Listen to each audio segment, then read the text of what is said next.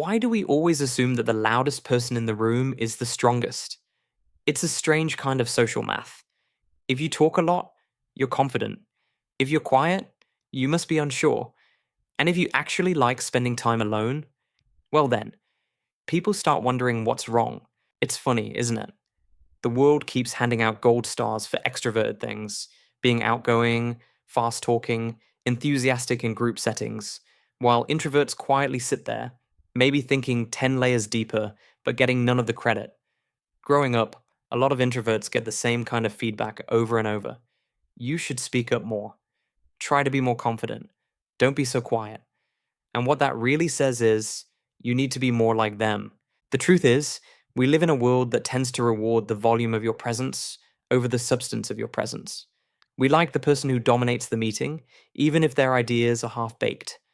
We applaud the person who networks effortlessly, even if they barely remember your name afterward. Meanwhile, the thoughtful, observant person in the corner, often overlooked. But let's clear something up. Being introverted isn't the same thing as being shy or antisocial. That's one of the biggest misconceptions. Shyness is about fear of judgment. Introversion is about energy. Introverts don't dislike people. They just recharge differently. Too much stimulation, noise, or socializing drains them. Solitude isn't lonely. It's how they breathe. There's even neuroscience behind this. Some studies show that introverts have a more sensitive dopamine system. That means they feel things more intensely. A loud party that gives an extrovert energy might completely overload an introvert's brain. So it's not a flaw, it's literally biology.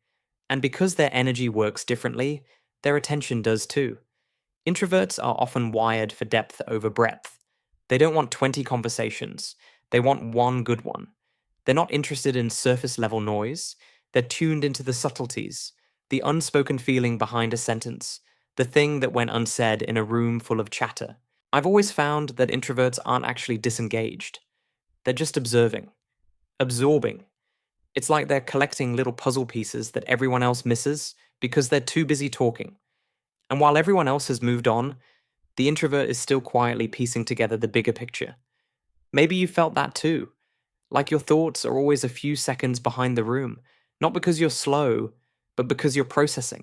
So maybe the problem isn't introverts being too quiet. Maybe it's the world being too noisy to notice what's happening in the quiet. And that brings us to the question. If introverts think deeply, observe quietly, and listen more than they speak, what strengths are we overlooking just because they don't come with a spotlight? You ever meet someone who doesn't say much during a group conversation, but then, out of nowhere, they say one quiet sentence that completely shifts the way you see things? That's the kind of quiet power introverts have. They're not trying to dominate the room. They're quietly reading it, picking up on things no one else notices. Research suggests introverts often excel in what psychologists call reflective thinking. They don't just react, they process. Some studies even show that introverts are better at spotting patterns, forming connections, and coming up with creative insights, especially when they have time and space to think. It makes sense, really. Introverts thrive in what's called solo flow. They do their best work alone, not because they can't work with others, but because solitude clears the noise. Writers, composers, designers, inventors, so many of them say their most meaningful ideas came to them when things were quiet. For them, silence isn't empty, it's where things grow. And then there's empathy. Because introverts listen more than they speak, they tend to catch the things that go unsaid. A pause, a tone shift, a subtle flicker of emotion. They're not reading for answers, they're reading for meaning. And people often open up to them not because they say the perfect thing, but because they make space. They don't try to fix, they simply stay. I had a friend like that. Back in college, we'd be at group hangouts, and he'd always step away halfway through, sometimes to the balcony, sometimes to the stairwell. At one birthday party, I found him just sitting alone in the hallway, headphones half on, staring at the floor like he was recharging. He smiled and said, "Give me 5 minutes. My head's a bit full." At the time, even he didn't fully understand why he needed that. He once asked me, "Do you think I'm weird for needing breaks from people?"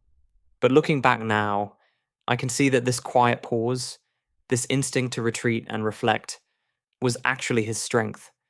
He noticed what others missed. He picked up on emotions before anyone else did. He wrote beautifully. He worked calmly. Not despite being quiet, because of it. He might not have been the loudest in the room, but he often saw the clearest. That's the thing about introverts. They're rarely the ones jumping into every debate or leading the group karaoke, but they're the ones who remember something you said 3 weeks ago, who notice what you're feeling even when you're trying to hide it, who circle back with a deep insight long after everyone else has moved on. We've confused loudness with leadership, but just because someone isn't noisy doesn't mean they aren't leading. They just lead differently, deliberately, quietly, from within. Maybe the world doesn't need introverts to be louder. Maybe it just needs to get a little quieter and start listening. So if you've ever felt like your quietness is a weakness, I hope this reminds you it's not. It's just a different kind of strength, one the world doesn't talk about nearly enough. And if this video helped you feel seen, don't worry. You don't have to yell it. Just quietly click that subscribe button. It still counts. And tell me in the comments, what's something you used to see as a weakness that turned out to be your hidden strength?